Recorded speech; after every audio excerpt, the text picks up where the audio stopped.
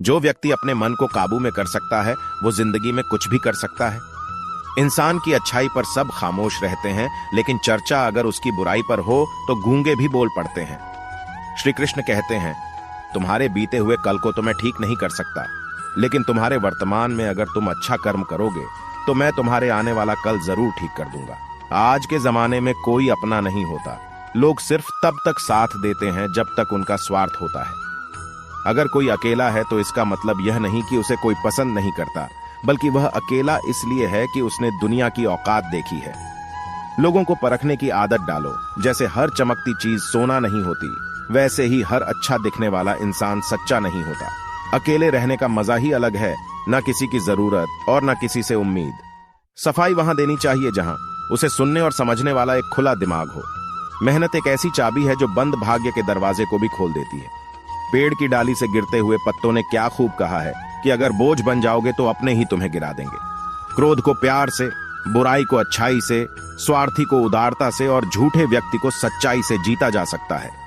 जिस तरह समुद्र के खारे पानी को गर्म करने के बाद नमक के कण दिखाई देते हैं, ठीक उसी तरह से जब हम ध्यान और भक्ति करते हैं तब हमें भगवान के दर्शन होते हैं। पर इसके लिए हमें हमारी बुराइयों को छोड़ना पड़ता है और केवल तभी हम ईश्वर को प्राप्त कर सकते हैं। अगर आपको बहुत सारी परेशानियों से गुजरना पड़ रहा है तो आप खुश हो जाएं, क्योंकि भगवान की नजर आप पर है। देर से ही सही, लेकिन वो आपकी जरूर सुनेंगे। इंसान का भाग्य उन्हीं कर्मों का फल होता है जो उसने अतीत में किए हैं।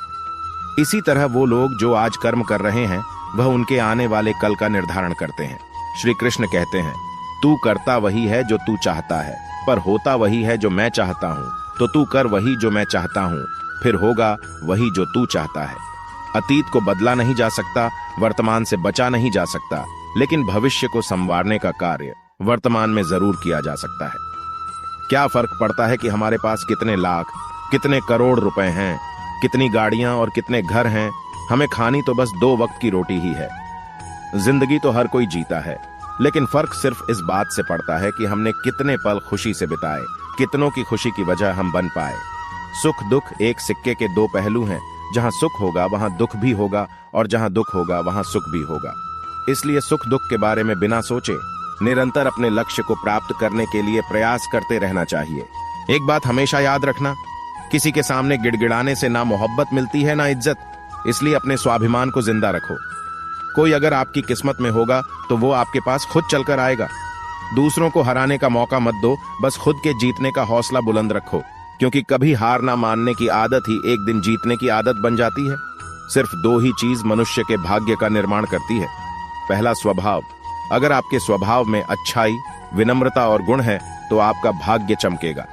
अगर आपका स्वभाव क्रोधी है, आलसी है, तो आपका भाग्य बिगड़ना अनिवार्य है। इसलिए आपके स्वभाव को मधुर और आकर्षित बनाएं। दूसरा, आपकी वाणी।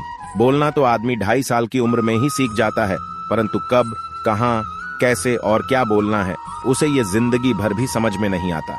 जिसे ये बोलना आ गया कि कब, कहां और कितना बोलना चाहिए, समझ लो उसे सफल होने से कोई नहीं रोक सकता। पिता से बड़ा कोई सलाहकार नहीं, माँ की छांव से बड़ी कोई दुनिया नहीं, भाई से अच्छा कोई भागीदार नहीं और बहन से बड़ा कोई शुभचिंतक नहीं। इस मतलब ही दुनिया से कोई मतलब ना रखो, और मतलब रखना है तो बस अपने मतलब से मतलब रखो। तुम नीचे गिर के देखो, कोई भी उठाने नहीं आएगा, लेकिन तुम जरा उठकर तो देखो, सब तुम्हें गिराने आ जाएंगे। एक बात हमेशा याद रखना, अगर शराब की दुकान पर बैठकर दूध पियोगे तो तुम्हें शराबी का ही दर्जा मिलेगा, और किसी मंदिर में बैठकर शराब भी पियोगे तो तुम्हें एक संत का दर्जा दिया जाएगा। इसलिए आप किसके साथ उठते बैठते हो यह बहुत मायने रखता है। जो भीड़ में चलते हैं वह भीड़ में कहीं खो जाते हैं, जो अकेले चलते हैं इतिहास वही बनाते हैं। इतिहास गवाह है, अकेले चलने वाले के पीछे ही भीड़ खड़ी होती है। अपने आप पर विश्वास करो, तुम्हारे अंदर कुछ ऐसा है जो हर बाधा से बड़ा है। बदल जाओ वक्त के साथ, या फिर वक्त को बदलना सीखो। मजबूरियों को मत कोसो, हर हाल में चलना सीखो। दिखावे से तो केवल लोगों को खुशियां दी जा सकती है, भगवान तो केवल नियत देखते हैं। दोस्तों, उम्मीद करते हैं कि आप लोगों को यह वीडियो पसंद आई होगी।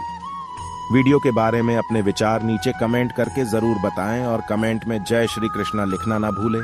मिलते हैं एक नई वीडियो के साथ, तब तक के लिए अपना ख्याल रखिएगा। जय श्री कृष्णा।